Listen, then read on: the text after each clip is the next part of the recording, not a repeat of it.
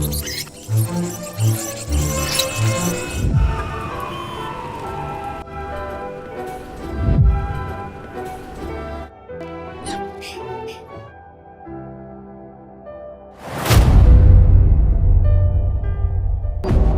2003, professional boxer and heavyweight champion Mike Tyson declared bankruptcy, $30 million in debt, despite having earned over $300 million during his career. That single fact raises a disturbing question about money itself, because so many of our actions, our ambitions, our motivations, our life decisions, are driven by a desire to acquire money. But what's the point of earning it if the real problem isn't making money but managing it? Today, Americans are facing the highest credit card debt in history. And the translation is simple. You weren't taught how money actually works. Debt is an invisible burden, carried disproportionately by the most vulnerable. And while these statistics come from the US, they reflect realities in the UK, and honestly across much of the world. So pause for a moment and consider your own relationship with money. What is money to you? Does it enter your life, only to disappear almost immediately? Has money ever placed you in a vulnerable position? A position that pushed you closer to get-rich-quick schemes, or gurus promising wealth if you just buy their course? While this channel explores those ideas in different ways, one realization stands out. Your perception of money is often more important than your ability to earn it, especially when our brains are wired in ways that make us financially irrational. Because does it really matter if you earn 6 figures a year, if by the end of the year you have nothing to show for it? So where's the disconnect? It's time we solve that mystery and build a better framework for understanding money. A framework commonly taught in personal finance, but almost entirely missing from formal education. So, let's start with a simple question. What is money? Or more accurately, what does money represent?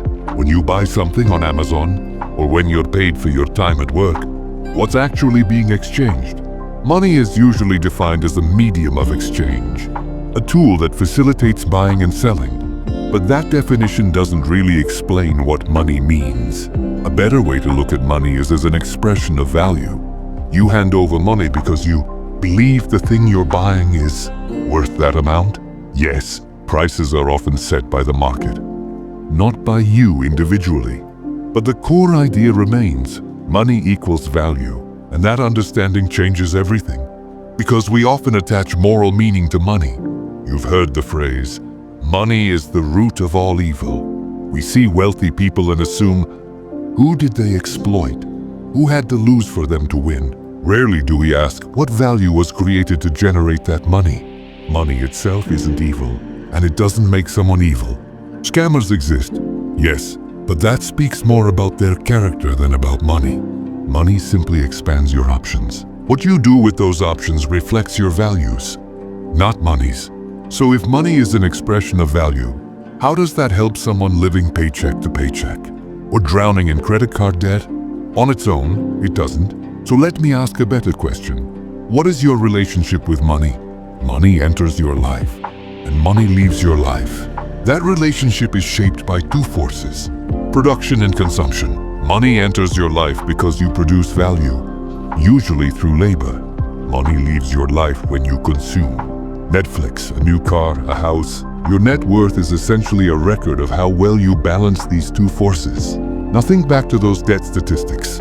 Which side do you think is broken? Production or consumption? Think about your own life. How much money has passed through your hands? And how much of it do you still have? Saved, invested, or converted into assets? Chances are, both sides need work. But for most people, consumption is the real problem. A Career Builder study found that 78% of American workers live paycheck to paycheck. And here's the shocking part. Even among people earning over $100,000 a year, 1 in 10 still live paycheck to paycheck. At that income level, this isn't an earning problem. It's a consumption problem. And as countless bankrupt celebrities prove, production means nothing if consumption is out of control. So what is the rat race? An endless, self-defeating pursuit. People often blame the rat race on the 9-to-5 job, usually to sell you a course, but that's unfair. Many people like their jobs, Others are perfectly content with them. Some have goals beyond money. The real rat race is different. It's living on a financial edge, one paycheck away from broke, one emergency away from collapse. Money comes in and immediately disappears. And as responsibilities increase, this relationship becomes dangerous. A job loss, a medical emergency, an unexpected expense. Suddenly everything unravels, and psychologically your job stops being a choice. It becomes survival. As Tyler Durden said, the things you own end up owning you. So what's the way out? It starts with awareness. The first step in personal finance is understanding your relationship with money. This often means tracking expenses, housing, transport, food, entertainment. But this is hard. In behavioral finance, this avoidance is called the ostrich effect. Our tendency to ignore uncomfortable financial truths, like refusing to check your bank account after a night out. But once you push through that discomfort, you regain control. That leads to budgeting, deciding intentionally how much you'll spend and sticking to it. The goal isn't deprivation, it's living below your means, creating space to save and invest. Before investing, you build an emergency fund, 3 to 6 months of expenses. Because stability comes before growth. So why do we still live beyond our means? Cognitive biases, hyperbolic discounting, choosing short-term pleasure over long-term security, social proof, copying what people around us do, keeping up with the Joneses. Only now the Joneses are on social media. We measure self-worth through likes, approval, and appearance.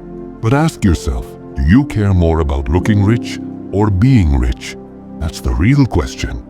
The rat race isn't work. It's chasing money just to survive. While your real goals stay on hold, budgets work. Tracking works. Not because they're exciting, but because they restore control. It's fun to dream about wealth. But what's the point if your consumption forces you to work endlessly just to maintain appearances? That's the real rat race. Now, let's talk about making money.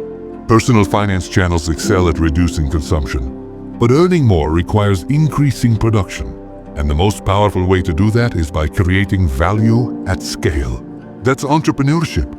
Finding a problem, creating a solution, delivering it to many people. But entrepreneurship isn't for everyone, and it doesn't have to be. Production can come from skills, platforms, creativity, YouTube, apps, brands, communities. The internet has made scale accessible, but the market decides what's valuable, not you. So the framework is simple. Understand yourself as a consumer. Control consumption. Then understand yourself as a producer. Maximize value creation. This balance is what pulls people out of the rat race. Not hype, not shortcuts, just clarity.